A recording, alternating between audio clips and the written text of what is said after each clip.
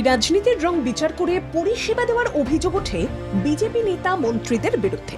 বাংলায় দলের ভরাডুবির পরেও যেন ঠেকে শিখছেন না গেরুয়া সাংসদরা, যার জ্বলন্ত উদাহরণ হলো পূর্ব বর্ধমানের খণ্ডঘোষের অমানবিক ঘটনা। সেই ঘটনায় প্রশ্নের মুখে সৌমিত্র খাঁ।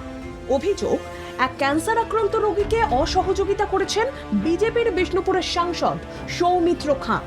দীর্ঘদিন ধরে ক্যান্সারে ভুগছেন সৈয়দ নজরুল ইসলাম। তার অভিযোগ, তিনি তৃণমূল কংগ্রেস করেন বলে কোনো রকম সহযোগিতা করেননি বিজেপি সাংসদ। বিজেপি সাংসদের দফতরে গেলেও তিনি সাড়া দেননি। মূলত এমপি রিলিফ ফান্ডের টাকায় যাতে তাঁর চিকিৎসা হয় সেই আবেদনপত্র নিয়ে সাহায্য করার জন্য ক্যান্সার আক্রান্ত ব্যক্তি সেখানে যান।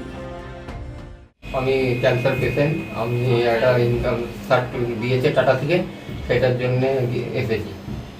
বিষ্ণুপুরে গিয়েছিলাম, ওর পিও বললো তোমরা যা থেকে ভোট দিয়েছো তার কাছে যাও, আমাদের হবে না। সৌমিত্র ভাষা বললো যে দেখার কাগজপত্র দেখলো, দেখার পর বললো যে ইয়ে হবে তোমাদের খণ্ডঘোষ, আমরা ওইখানে হেরে গেছি, সেই জন্য তোমাদের দেওয়া হবে না, তোমরা যেখানে বর্ধমানে যাও, বর্ধমান থেকে। অভিযোগ, সাংসদ সৌমিত্র খাঁর দপ্তরের লোকজন তাকে ফিরিয়ে দেন। বিজেপি সাংসদ বলেন, খণ্ডঘোষ এলাকায় বিজেপি খারাপ ফল করেছে, ওই এলাকার কাউকে সাহায্য করা যাবে না।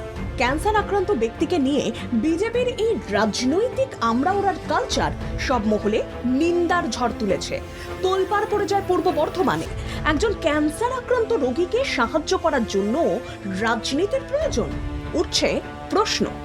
এই অবস্থায় বর্ধমান দুর্গাপুরের তৃণমূল সাংসদ কীর্তি আজাদ রাজনীতির রং বিচার না করে মানবিক সাহায্যের হাত বাড়িয়ে দেন। कैंसर से ग्रसित वो व्यक्ति हैं और यदि उनको चिट्ठी नहीं मिली तो 30 के बाद उनकी दवा बंद हो जाएगी। मैंने गाड़ी अपनी घुमाई और वर्धमान के ऑफिस में आया, वहाँ उनको कागज़ दिया। बहुत रो रहे थे। उन्होंने मुझे बताया कि वो विष्णुपुर पार्लियामेंट्री कॉन्स्टिट्यूंसी के हैं, सौमित्र खान वहाँ के सांसद हैं, और उन्होंने और उनके सेक्रेटरी ने उनको चिट्ठी नहीं दी, ये कहते हुए कि तुम तृणमूल के वोटर हो। इंसानियत भी कोई चीज़ होती है।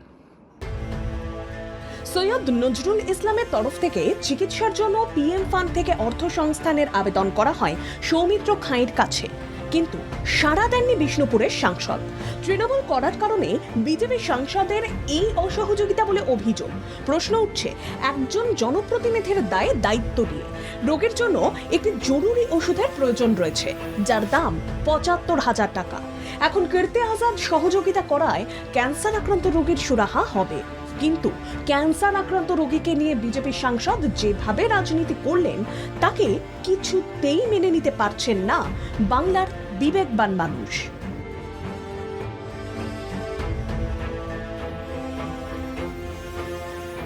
ব্যুরো রিপোর্ট, বাংলা জাগো।